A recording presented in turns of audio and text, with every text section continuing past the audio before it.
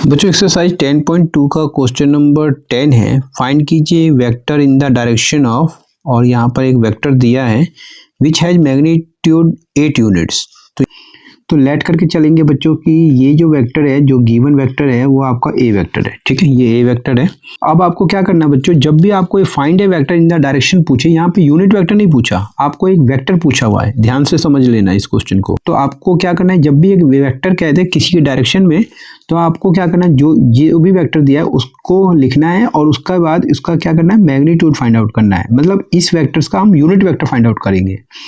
तो इसके लिए मैग्नीट्यूड फाइंड आउट करते हैं। तो क्या करें बच्चों, ये 5 का स्क्वायर, फिर -1 का स्क्वायर।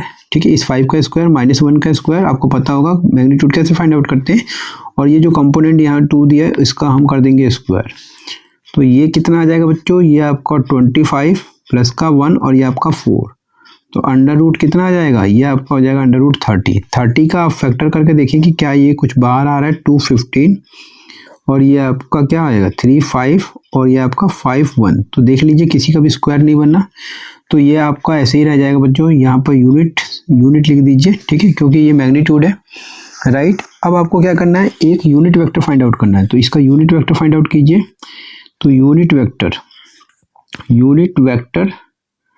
ठीक है, unit vector in the direction of, in the किसके डायरेक्शन में, in the direction of a vector edge. तो एज क्या कैसे लिख दीजिए, ए कैप, ये जो ए कैप करके आप दिखा दीजिए और इसको लिख दीजिए ए वेक्टर्स और मैग्नीट्यूड ऑफ ए वेक्टर्स। तो क्या होगा बच्चों, तो ए वेक्टर्स आपको लिखना है। तो 5i कैप माइनस का जे कैप और ये आपका 2k कैप, डिवाइड करना है ए वेक्टर्स के मैग्नीट्यूड से, मतलब अंडर रूट 30 से। फिर इसको क्या करना है, अलग अलग कर देना बच्चों। तो ये आपका 5 अंडर रूट 30 आई कैप, फिर 1 upon under root 30 J cap, इसको अलग अलग कर देना, आई के साथ, फिर जे के साथ, फिर के साथ।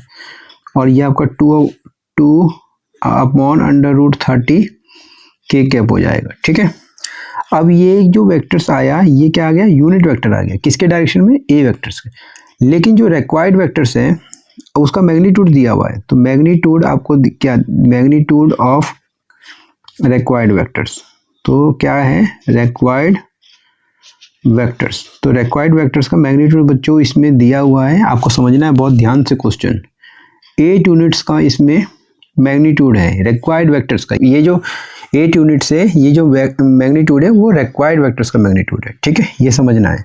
अब आपको क्या फाइंड आउट करना है, लेकिन आपको फाइंड आउट करना है एक वेक्टर्स फाइंड आउट करना। तो रिक्वायर्ड वेक्टर्स फाइंड आउट करेंगे। तो रिक्वायर्ड वेक्टर्स कैसे फाइंड आउट करेंगे, तो जो इसका मैग्नीट्यूड है उसको आपको इसके यूनिट वेक्टर से मल्टीप्लाई करना है। तो क्या करें, 8 मल्टीप्लाई ए कैप। ठीक है, तो इस तरीके से रिक्वायर्ड वेक्टर आ जाता है इस केस में बच्चों। तो 8 हमें ये रहा, और ए कैप जरा देखें तो ये पूरा लिखना है आपको। तो 5 अंडर रूट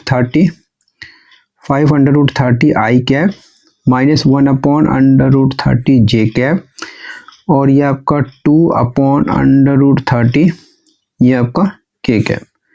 ठीक है, इसको सॉल्व कीजिए। 8 5 जा तो ये 40 हो जाएगा, 40 अंडर रूट 30 आई कैप, फिर 8 का मल्टीप्लाई इससे कीजिए, 8 divide by under root 30 J cap, 8 का इससे मल्टीप्लाई कीजिए तो ये आपका प्लस का कितना आएगा, 16 डिवाइड बाय अंडर रूट 30 और ये हो जाएगा के कैप। ठीक है, राइट। और इस तरीके से ये क्या हो जाएगा बच्चों, ये हो जाएगा इसका आंसर। ये रिक्वायर्ड वेक्टर्स हो जाएगा और यही इसका आंसर हो जाएगा। ठीक है, उम्मीद करता हूँ बच्चों अच्छे से समझ में आ गया होगा। अगर अच्छे से समझ में आ गया है तो वीडियो को लाइक करना मत भूलना। चैनल पे पहली बार आए हैं तो प्लीज चैनल को सब्सक्राइब जरूर कर लेना। वीडियो को वॉच किया इसके लिए आप सभी का बहुत बहुत धन्यवाद बच्चों।